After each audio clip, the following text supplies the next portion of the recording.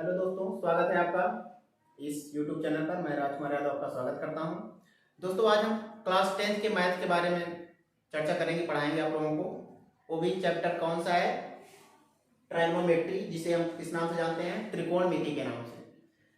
तो आइए शुरुआत करते हैं। देखिए, क्लास 10th में जो चैप्टर ट्राइगोनोमेट्री है वो बहुत ही इंपॉर्टेंट चैप्टर है। इसमें से एग्जाम में 12 नंबर का लगभग आपका क्वेश्चन आता है। तो आज हम इस चैप्टर का शुरुआत करने जा रहे हैं। इसमें आपको पहले हम बताएंगे फार्मूला, सूत्र आपको याद करना होगा। सूत्र याद कर रहेंगे तभी आगे सवाल आप लोग लगा पाएंगे। तो चलिए शुरू करते हैं। देखिए, ट्राइगोनोमेट्री का मतलब होता है त्रिकोणमिति। अब त्रिकोणमिति में क्या होता है? एक समकोण त्रिभुज रहता है। क्या रहता है? समकोण त्रिभुज रहता है। समकोण त्रिभुज रहता है। मान लीजिए इसका नाम क्या है? A B C. इसमें एक कोण क्या है? 90 अंश। समकोण त्रिभुज में एक कोण क्या रहता है? 90 अंश रहता है। और बाकी दो कोण जो होते हैं वो क्या होते हैं? न्यून कोण होते हैं। क्या होते हैं? न्यून कोण। इसी समकोण त्रिभुज पे आधारित है पूरा चैप्टर। तो देखिए, त्रिकोणमिति अनुपात किसे कहते हैं? सबसे पहले ये जान लेते हैं। किसी समकोण त्रिभुज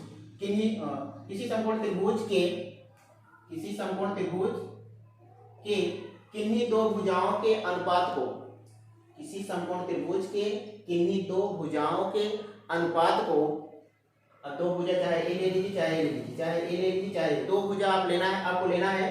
किन्हीं दो भुजाओं के अनुपात को क्या कहेंगे? त्रिकोणमिति अनुपात कहते हैं। अब दूसरा देखिए, इसमें क्या है? तो समकोण त्रिभुज जैसा कि आपको बताया गया, इसमें एक कोण 90 अंश का होता है, बाकी दो कोण क्या होते हैं? न्यून कोण। न्यून कोण मतलब 90 से छोटा, 0 से बड़ा और 90 से छोटा। तो यदि किसी समकोण त्रिभुज का एक न्यून कोण थीटा हो, चाहे जिसको मान लीजिए, चाहे इसको थीटा मान लीजिए चाहे इसको, अगर हम इसको थीटा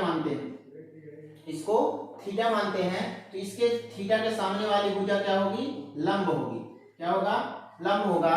और 90 अंश के सामने वाली भुजा क्या होता है? कर्ण होता है। ये हमेशा रहता है कर्ण। 90 अंश के सामने जो भी भुजा रहेगी वो हमेशा क्या रहेगी? कर्ण रहेगा। और बाकी एक जो बच रहा है इसको हम क्या बोलते हैं? आधार। क्या बोलते हैं? आधार। तो एक समकोण त्रिभुज में 3 भुजाओं के नाम है। 90 अंश के सामने वाली भुजा क्या होगी? कर्ण होगा। और बाकी जो कोण ले रहे हैं, चाहे अगर ये वाला कोण ले रहे हैं, ए थीटा ले रहे हैं, तो ये वाला उसके सामने वाला लंब होगा। अगर हम मान लो थीटा यहाँ लिख दें, यहाँ ना लिख करके यहाँ लिख दें, तब इसके सामने वाला भुजा क्या होगा? हमेशा लंब होगा।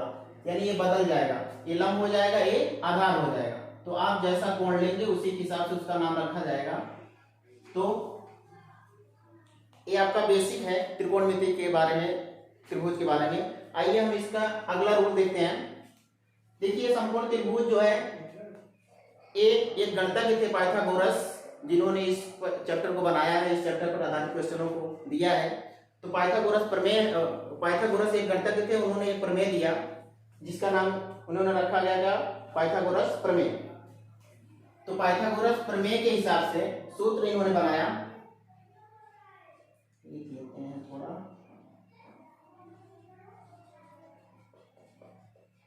पाइथागोरस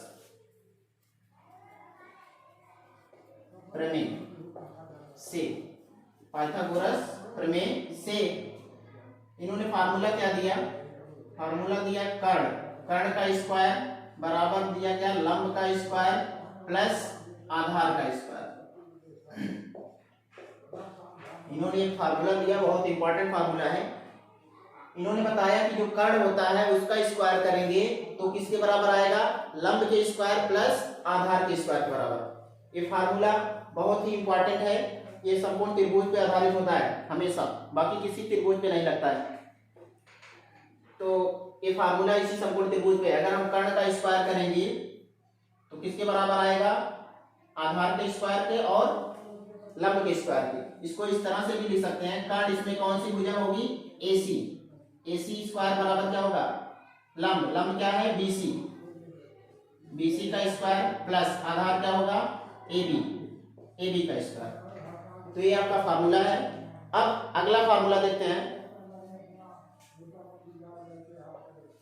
चौथा त्रिकोणमिति अनुपात। देखिए त्रिकोणमिति अनुपात क्या होता है।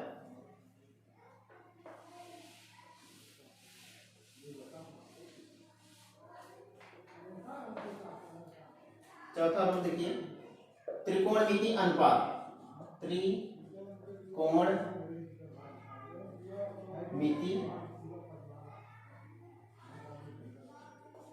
अनुपात।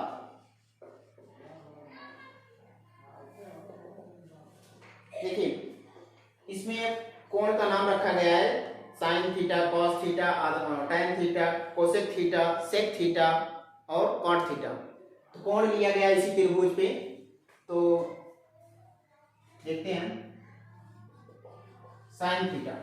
अगर हम साइन थीटा लिख रहे हैं तो साइन थीटा हमेशा साइन थीटा बराबर क्या होगा, लंब बटा कर्ण। साइन थीटा बराबर क्या होता है, लंब बटा कर्ण, लंब बटा कर्ण। अब देखिए लंब इसमें कौन है, लंब है आपका BC। लंब क्या है BC और कर्ण क्या है AC। आप ऐसा भी लिख सकते हैं और आप हिंदी में भी लिख सकते हैं लंब बटा कर्ण। दूसरा साइन थीटा का उल्टा, साइन हो गया कॉस। कॉस थीटा बराबर क्या होगा, आधार बटा कर्ण, आधार बटा कर्ण। अब देखिए इसमें आधार क्या है, आधार है AB और कर्ण क्या है AC। कॉस थीटा बराबर होता है आधार बटा कर्ण। अब अगला टैन, अगला क्या है टैन थीटा। टैन थीटा बराबर क्या होगा, लंब बटा आधार, लंब बटा आधार। अब इसमें लंब कौन है BC, लंब कौन है BC, आधार क्या है AB। अब इसी की जैसे कोसेक का भी निकाल सकते हैं। इसका कोसेक का, साइन का उल्टा कोसेक होता है। कोसेक थीटा बराबर क्या हो जाएगा, अगर साइन थीटा बराबर लंब बटा कर्ण है, इसी का उल्टा कोसेक होता है। कोसेक का उल्टा कोसेक लिखेंगे क्या लिखेंगे, कर्ण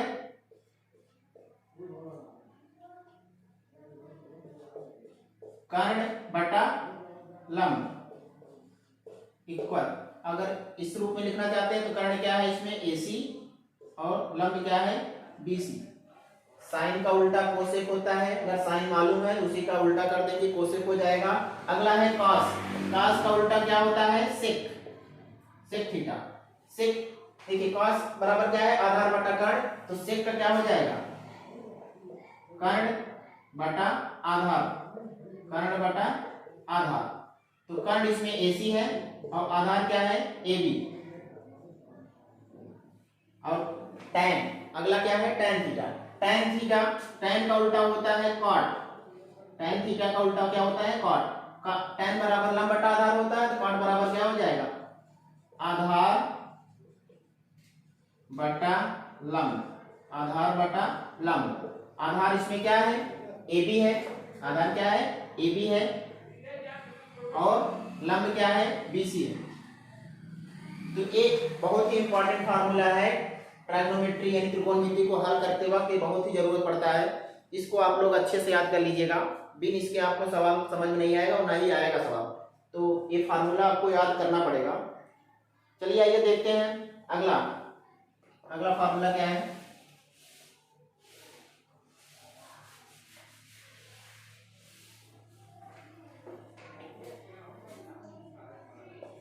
पांचवा त्रिकोणमिति अनुपात में व्युत्क्रम संबंध। त्रिकोणमिति अनुपात में व्युत्क्रम संबंध।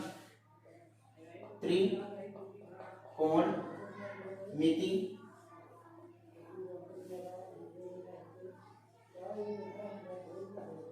अनुपात में व्युत्क्रम, व्युत्क्रम का मतलब होता है उल्टा, व्युत्क्रम त्रिकोणमिति अनुपात में व्युत्क्रम संबंध, संबंध। जैसा कि अभी हमने बताया sine theta, cos theta, tan theta, sec theta, cosec theta, तो उसी का व्युत्क्रम क्या होता है वही सब है, बस उसका व्युत्क्रम आपको ज्ञात करना। जैसे साइन थीटा है, साइन थीटा का व्युत्क्रम क्या होता है, व्युत्क्रम मतलब उल्टा।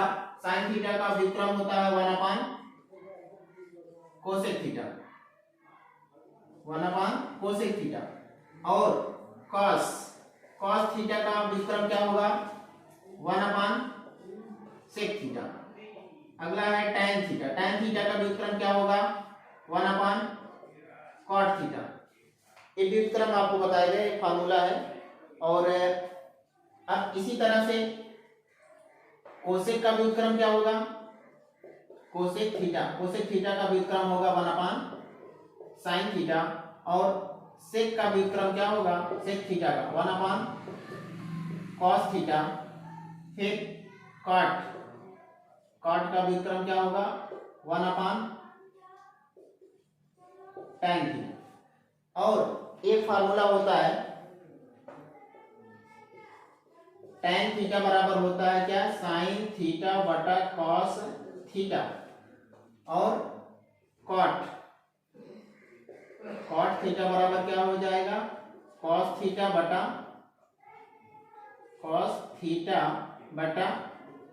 sin theta. तो ये फार्मूला आपका बहुत ही इंपॉर्टेंट है मैथ त्रिकोणमिति को हल करते समय।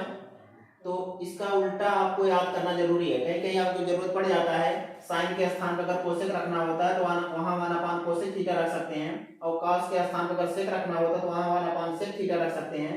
ऐसे जहां व्युत्क्रम की जरूरत पड़ेगा व्युत्क्रम रखना पड़ेगा, जहां वैसे जरूरत पड़ेगी वैसे डायरेक्ट रखना पड़ेगा। तो ये फार्मूला आपको बताया गया, सबसे बेस है त्रिकोणमिति का। तो इसको आपको पढ़ना है और याद करना है अच्छे से, आगे सवाल लगाने के लिए बहुत ही जरूरी है। उम्मीद करते हैं आप लोग समझ पाए होंगे। यदि आप समझ नहीं पाए हैं तो हमारे YouTube चैनल पर कमेंट करिए और चैनल को लाइक एवं सब्सक्राइब जरूर करिए। Thank you.